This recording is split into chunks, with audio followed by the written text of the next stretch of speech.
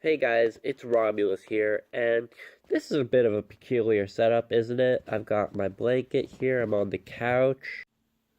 I've even got some Netflix going on, so what is the deal, R0mulus? So currently, I'm pretty sick right now. I've been sick for around the past week or so, and when it comes to other various things in my life, such as schoolwork, wrapping up my last year of high school, and various AP advanced placement tests, it's been pretty stressful, and I haven't had any time to record any proper videos within the past month, other than like one song review. So I decided I'm going to do this episode of R0mulus's Records a bit differently. First off, with the informal setting. And this is all going to be completely unscripted as I try to tackle 5 albums. Yes, 5 whole albums in one episode. You're getting a 5-for-1 here on some various albums that I've had time to listen to within the past month, with one exception for a big album I have missed for this year. But other than that, this should go pretty smoothly, I hope. I've been trying to do best with informal talking, public speaking, try to get that underway and try to do things unscripted. So let's see if that works here, and I'll be starting this off with the oldest.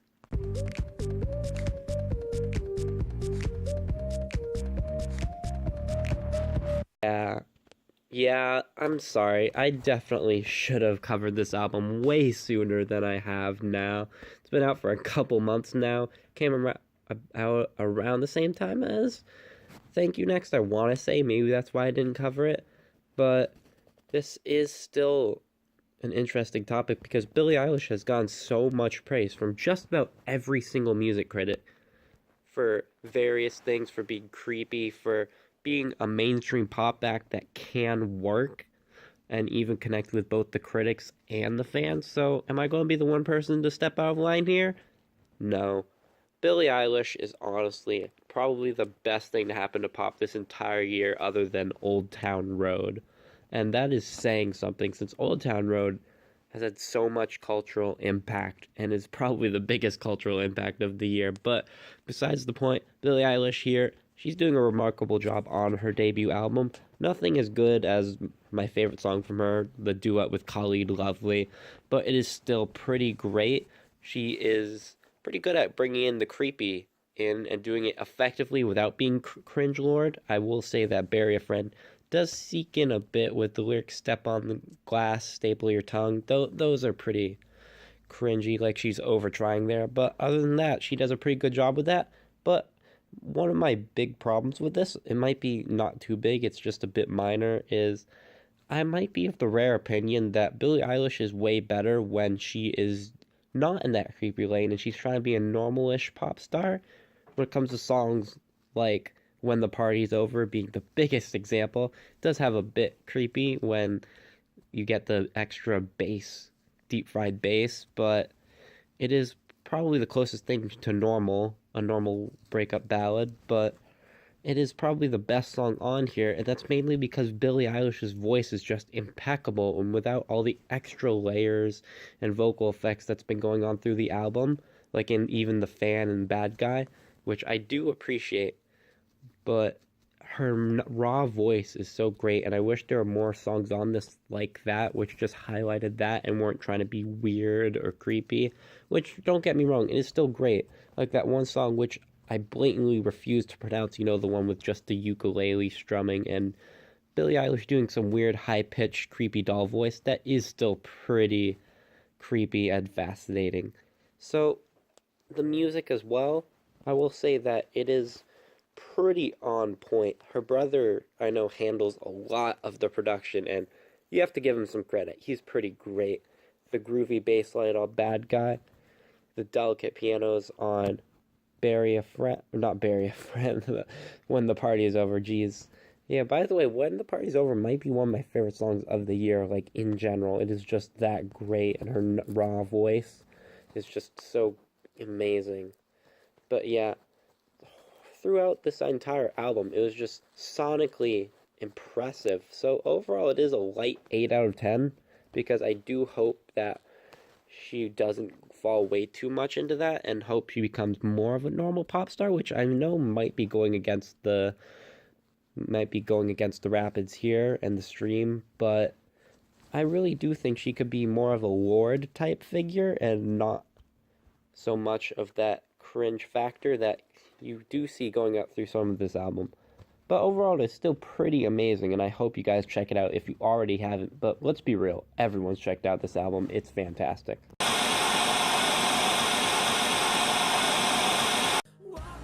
Ooh, this one is personal. So, I really liked Pink back in the day, and my mom was a huge, big Pink fan. That's probably why I got listening to her, like in the car whenever So What came on, or any of her other songs like Raise Your Glass. My mom would just be ecstatic, and I would too, because Pink really had that rebel outsider, I don't give a fuck type of attitude that, you know, someone like Captain Marvel definitely could have used in the Avengers. But anyway, besides the point, Pink really has lost that edge, and it's mainly because she sold out to adult contemporary, which, you know, that's where Train is still relevant. So it's not really good when you're selling out to those guys in the big mainstream of Billboard. But anyway, this album, I didn't have many expectations for it, but listening to Walk Me Home just like cleared up all of those, because it doesn't have that edge, but at least has that almost populous tavern feel that she's really good at, and reminded me originally of Carry On, which I did later look through the credits and saw that Nate Russo, the leader of Fun and main singer for Fun, was doing a bunch of work on this album, some writing credits, I believe even some production credits. So I had some hope, and overall it doesn't disappoint per se. It is probably better than most her albums in the past 5 years, which isn't saying much, but it is still pretty decent, I would say. I'd even call it good, honestly. There's even a song with Chris Stapleton on it, so it has a bunch of range. Like, it goes from that one country ballad, which is just gorgeous, to some more standard Pink songs, which have some edge, like Walk Me Home, Hustle, which is the lead-off song for this. It starts the album off, it's pretty good, except for some AJR-like trumpets, which I'm not really a big fan of, and the instrumentation especially I'm not a biggest fan of. There are some moments where it does work when it's all stripped back, but the more it's trying to be, like, the more it adds on, the worse it seems to get, and it just gets cluttered, especially on Pretend, or We Can Pretend. It sounds like it's a Chainsmokers ripoff, like Chainsmokers B-sides, like they just want to forget that song they wrote it and then completely forgot it, and it's kind of a joke, especially with the lyrics, like some random line about being thrown in about like trying to forget the president, which she doesn't even go into anymore. If that's your level of political commentary, then I'm sorry, you should just stop. That's another thing as well, now that I think about it.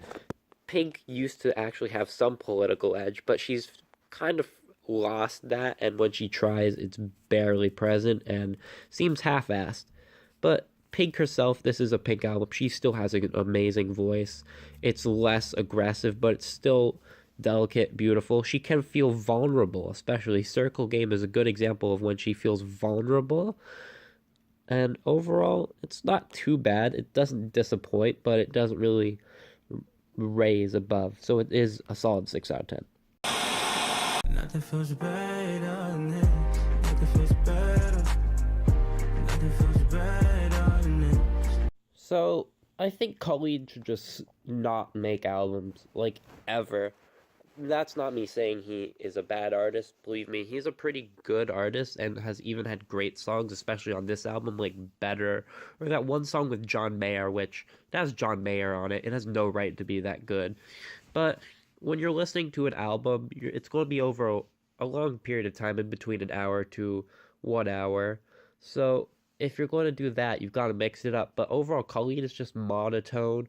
The songs, there isn't much variants for them, but the one variance can be annoying, especially on songs like Talk, which was produced by Disclosure, I believe, which is surprising since they actually made Sam Smith somewhat listenable in 2014. That's what they're famous for. So overall, I don't have much to say on this because it is fairly boring to listen to overall. There are some pretty great moments and nothing is too bad. So it is a strong 5 out of 10 because overall, as a album itself, I can't really recommend because it is just like an hour of just boring monotone from Colleen, but some of the singles are pretty great, so I would check those out instead. Fuck rap, bustin' like an addict with a semi-automatic. Who done had it and he ready for anybody to buck back. Go to catch a vibe, ain't no way in hell we leaving nobody alive. Even suicide, no. I feel like there's a lot of overreaction and overhate of this album because while it is bad, it's not the worst thing in the world. There's been way worse projects, especially this year. Like, Needle Drop giving this a 1 out of 10 is completely undeserved, but besides the point, Logic, at the end of the day, he is still a competent rapper and even a good rapper on his flows, and that is saying something. Like, I think that is warranted as praise, especially when we have rappers like Lil Yachty and YG, Young Thug, as well, all being in the rap game. Hell, even Kodak Black, and so many more. I could just list off the top of my head that cannot even flow competently, and they still get good praise. So Logic being able to do that at least does give him a leg up on the competition. What I will say though is that the lyrics on this thing, they're pretty atrocious. Like, Icy might be one of the worst songs of the year, and that's mainly because of the line about Braille, which honestly makes his fans both look like a joke, like he's calling them a joke, but at the same time, I don't think it's meant to be like that, and Logic's lack of self-awareness, not just this, but on the album, does hurt him a fair amount. And not just that, the chorus on this thing is also pretty awful, with Logic trying to do a falsetto, but it just completely fails and sounds like he's whining. It's not really that impressive.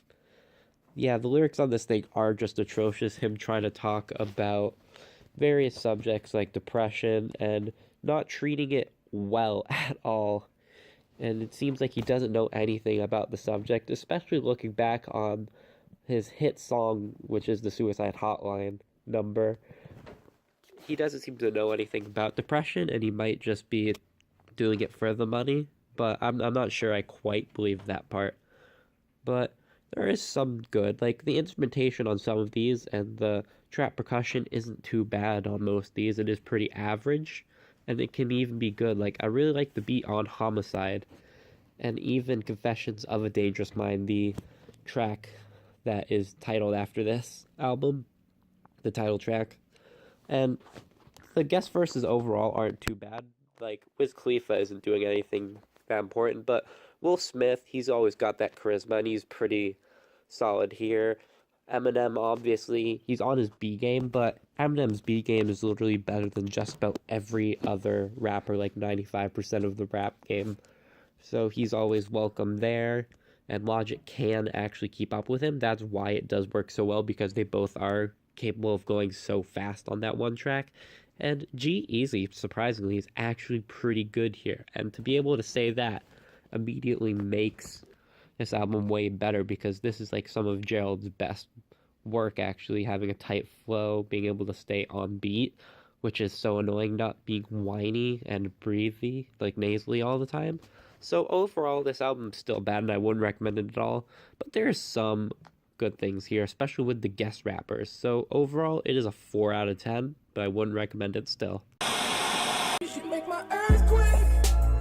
Oh, make my earthquake.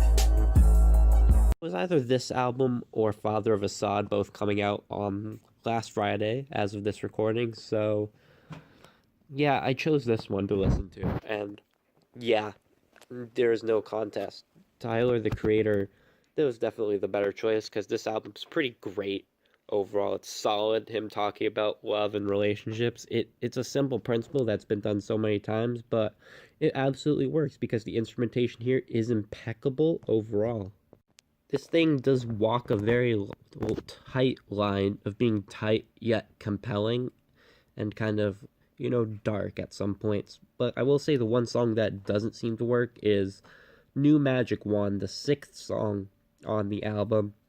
And that's mainly because it pushes the dark category and flat out saying that he'll kill this person's ex so that she can get over him is very dark, and I don't think that can work on any level. And especially since the instrumentation here, I also think it's the one song where that just completely falls apart because there is so much trying to happen. But still, this is a Tyler the Creator album, and it's always going to be very strong. So overall, it is an 8 out of 10, and I absolutely think you should listen to it, especially over Father of Assad. Yeah, that one's going to be up for next time, and I haven't listened to it yet. I haven't heard good things about it, quite frankly, and I'm not really going to be hopeful for it. Yeah, so sorry if these are a bit rambly. I did not script any of these, so hopefully you take these with a grain of salt, I guess. But overall, there weren't many bad things about this. Like, there's one album that was technically negative, but even that, I don't think it was the worst thing in the world. Music has actually been pretty good throughout most of 2019, with a few minor exceptions. But that should be slowing down as we get into the summer because all the big names are coming in. DJ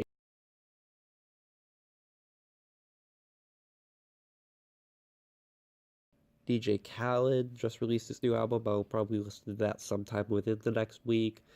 Thomas Rhett is supposed to have an album, and I'm frankly kind of scared of that. Let's see what he brings. He could be a bit hit or miss these times of year. Ed Sheeran will probably have an album coming out this year. I'm a bit scared after hearing his lead-off single. More on that in the hopefully not actually the summer top 20 ranking, and then maybe Adele will release an album this year as well, even Taylor Swift.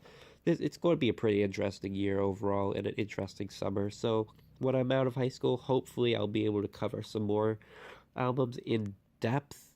Yeah, not liking these 3-minute reviews overall, but yeah, I guess sometimes you have to take the bad and make it work. You know, when life gives you lemons, you make lemonade. So if you enjoyed this and hope for some more opinionated reviews in the future that are a bit more in-depth, or just want to see my opinions of various hit songs, please make sure to like and subscribe to the channel. That means so much. But otherwise, I've been R0mulus, and this is R0mulus's Records.